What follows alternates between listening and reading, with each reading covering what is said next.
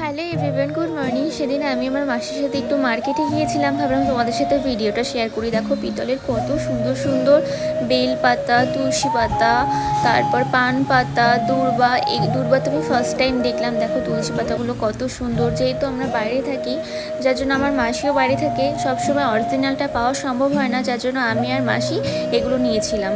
দেখো এটা হচ্ছে আমপাড়াতে, কি সুন্দর লাগছিল না? তো সবগুলো নিয়েছিলাম। এরপর হচ্ছে দেখো এই আসনগুলো কত সুন্দর লাগছিল।